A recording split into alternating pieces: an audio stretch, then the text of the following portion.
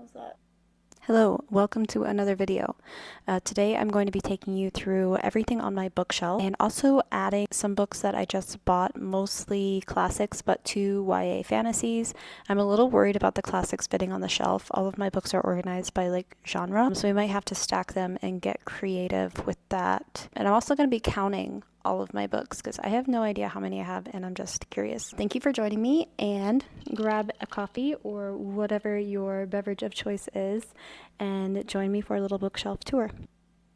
So I have some hardcovers on the top shelf. I really love all of Rainbow Rowell's work. I've read some of Emma Cline and loved her. The Writing Retreat by Julia Bartz is top notch for a little bit of light horror. Michael Crichton's Jurassic Park: The Lost World is absolutely one of my favorite novels. If you haven't read it, highly recommend. A little bit of sci-fi, a little bit of like kind of naturalist, and Rainbow Rowell, oof, this series, so good. And I just love all of these books on the top shelf. All the Light We Cannot See, another favorite, a historical fiction. Tomorrow, some light romance with some gaming and literary amazing prose. Next up, we have the hardcovers of George R.R. Martin's Game of Thrones. I haven't read these yet. These are actually my husband's copies, but eventually I do want to dive into this series. This is by far one of my favorite shelves. We have some fantasy as well as a couple of literary fictions in there, but mostly fantasy. And I would say one of my top favorites of the last couple of years has been this series by Heather Fawcett, Emily Wilde's Encyclopedia of Fairies. Such a fun adventure and an awesome take on academic writing. Ava Reed's retelling of Lady Macbeth by Shakespeare, absolutely phenomenal.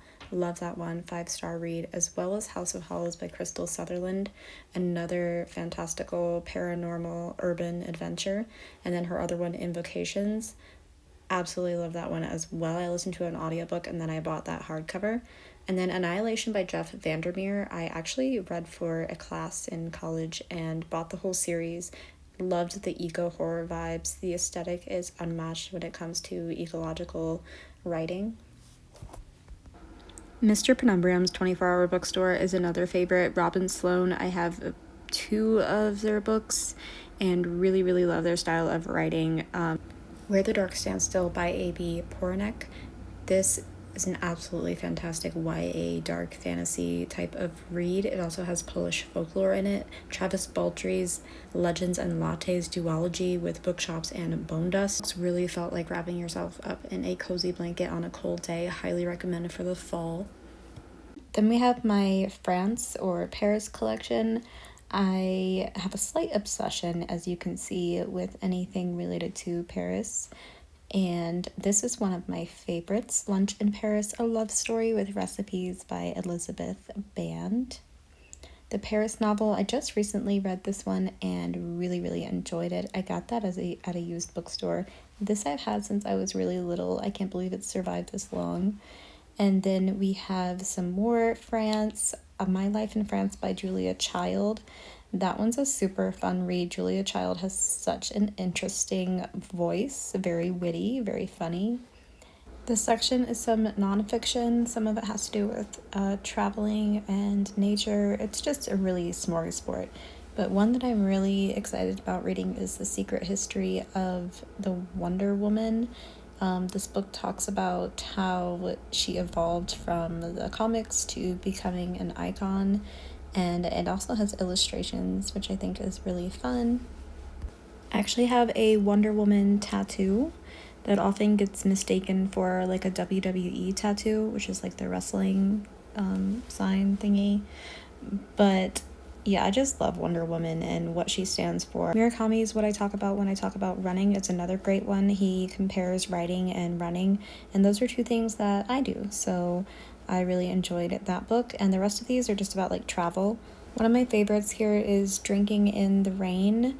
It is a memoir by Alex Kate Shulman, and she has the most beautiful descriptions of nature. She stays out in this cabin with like no electricity or power, and it's just such a beautifully written little memoir. Next up, I just have some arcs. I have not read most of these. These will be in the Read It or Unhaul It once I start that series. I did start Blue Sisters and liked that one. This is the Full Moon Coffee Shop, and it's such a cutie. There are cats serving coffee and special homemade syrups, which we love, and astrology and a little bit of like philosophy mixed in there. But that one was a really cute one, and I think I'll be keeping that one. Over here I have some memoirs. I went through a phase where basically that's all I read was memoirs. I still really enjoy them, but I'm not quite as into them as I once was. A couple of my favorites in here are The Glass Castle, Lab Girl, Stephanie Land's. I really like Stephanie Land's first one. These three over here are my husband's copies, and I haven't read those, but I would like to read the Steve Jobs ones and the Brian, actually all of those. But yeah, The Glass Castle here is probably my favorite in this collection. She talks about growing up in a very rural area and without a proper education and really without proper parental guidance. And so it says a memoir of resilience and redemption, a revelatory look into a family at once deeply dysfunctional and uniquely vibrant.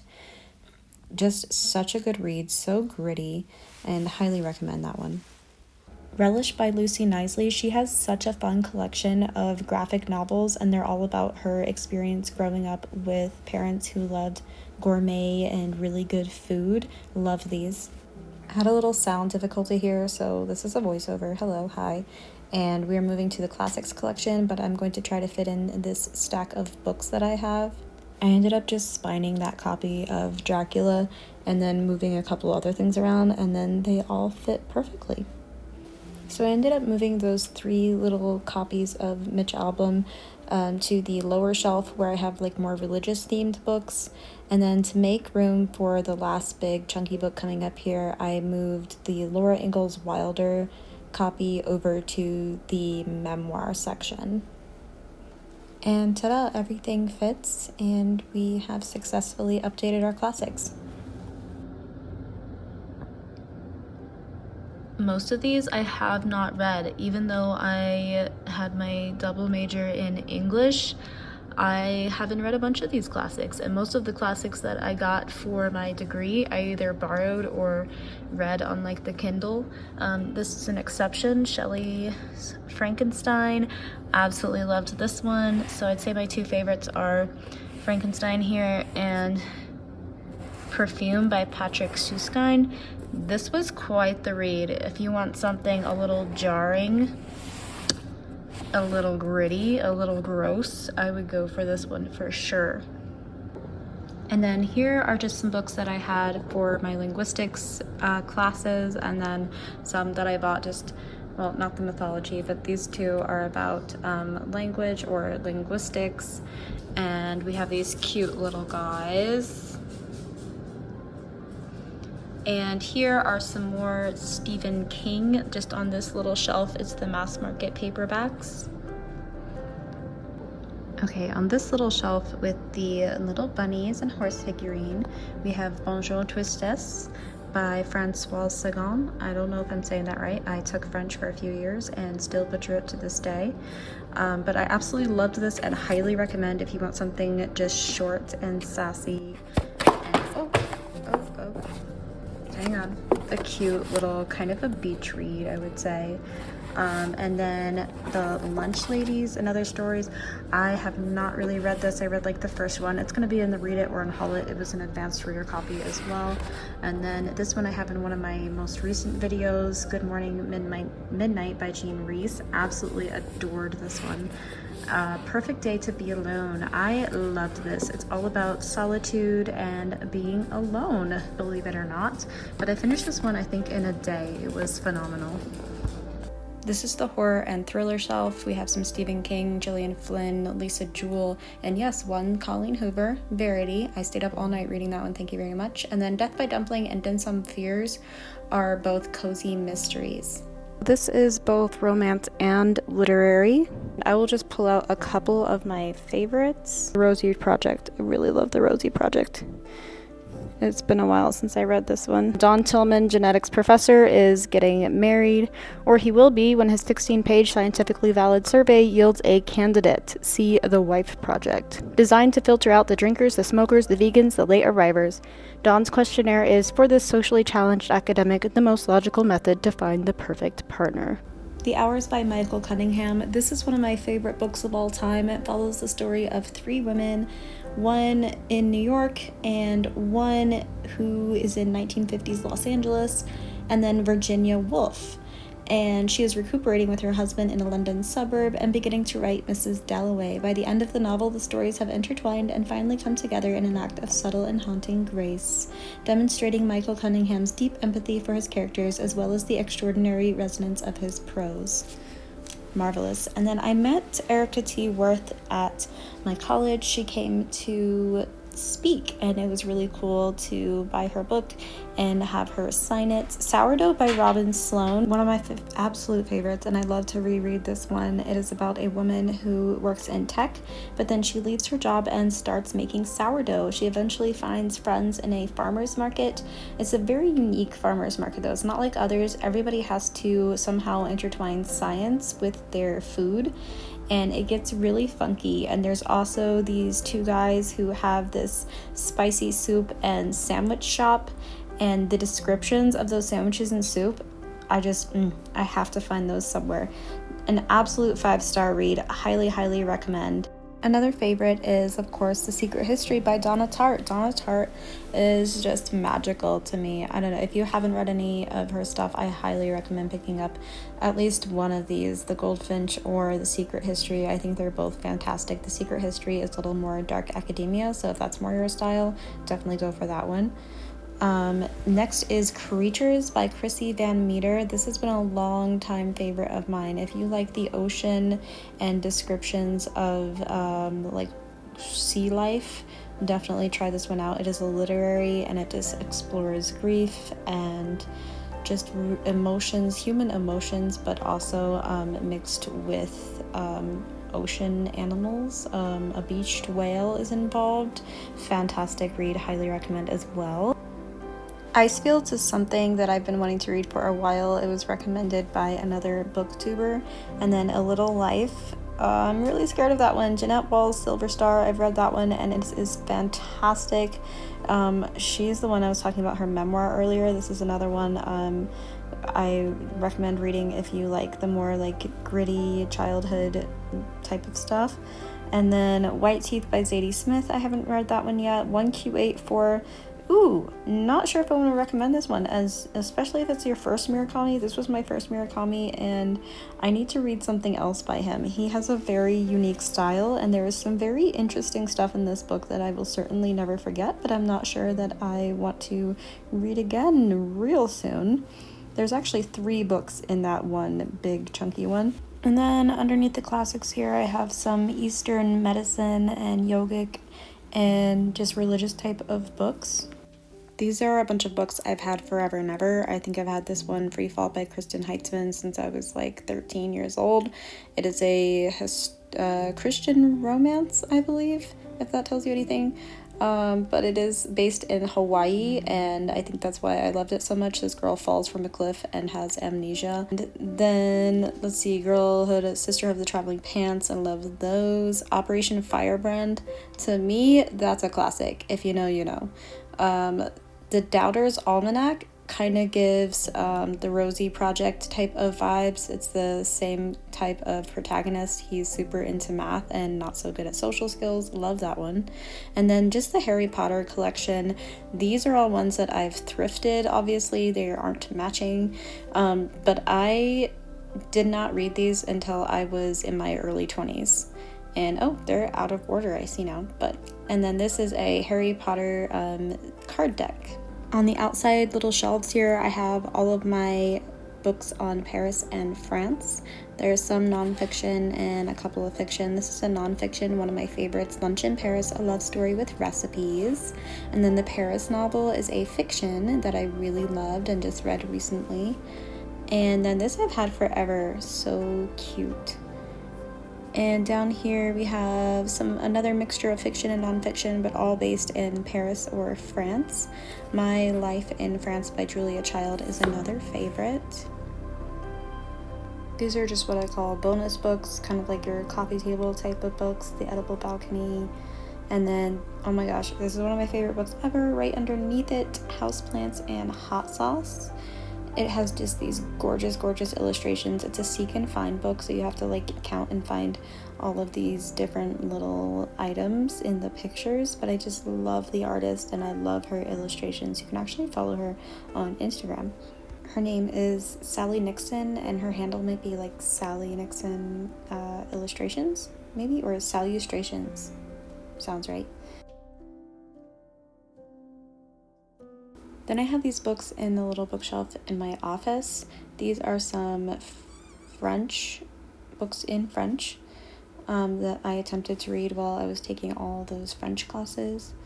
And then we have a bunch of nonfiction, mostly on writing or English. We have a little Shakespeare thrown in there. And another favorite is Mary Oliver's A Poetry Handbook. She walks you through how to build a poem, what meter and rhyme is, form and diction, sound and sense. And she talks about poems by Robert Frost and Elizabeth Bishop. And I found this really helpful when I was working on a paper for my English classes. Another favorite over here is Women Who Run with the Wolves. Then I just have a couple of children's books. Oop, this does not belong here. A couple of little golden books and Mooncake, I think it is, yes. Love that one. I Love You Forever, classic. Peel the Extraordinary Elephant, that's by a woman who my mom sewed for when I was little. And then Christmas with Little Women by Louisa May Alcott. This picture book is the best.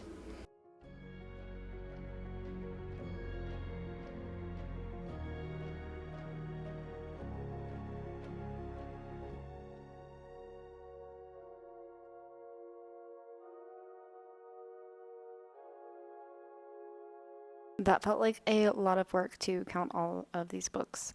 At every job I've ever had, I absolutely hated inventory day. Well, I don't really know anybody who likes doing inventory, but this was a little better than that. But still, I'm just not accounting, not a numbers gal, which is funny because my degree is in linguistics and there's a lot of counting in especially phonology or phonetics. A lot of that has like numbers and counting. Maybe I should have known that before I went into linguistics. But anyway, so we have 295 total books. 38 of those are my husband's additions to the shelves. And then he has more books down in his office, but these are the ones that I thought, yeah, I could maybe read those, so I'll put them on my shelf. And a few of those honorable mentions, which were like more like the picture books, like coffee table type of books.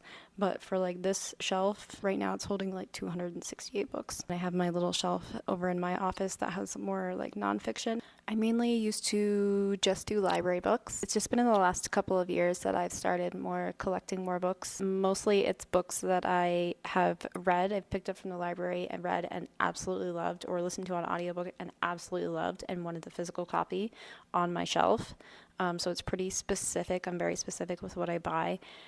Obviously, the advanced reader's copies, those were free. I didn't buy those. Most of my classics, I'll buy them used, and I like to buy them from like local bookstores. And I'll also buy some books if I've read others by the same author and I know that I love that author. Basically, I started buying more books in the last few years because I found they make me happy. They bring me joy.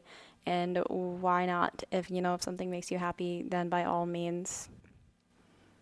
I don't think there's anything wrong with collecting it. For a long time, I'm more speaking to myself because for a long time I just thought that I had to be more minimalist about it, and it's free at the library, so why not just get from there? But like I said, these books bring me joy and I love collecting them, and that is my full rant on book buying. Thanks for coming along for this bookshelf tour. I hope you have a wonderful day or night, and I will catch you in the next video. Bye.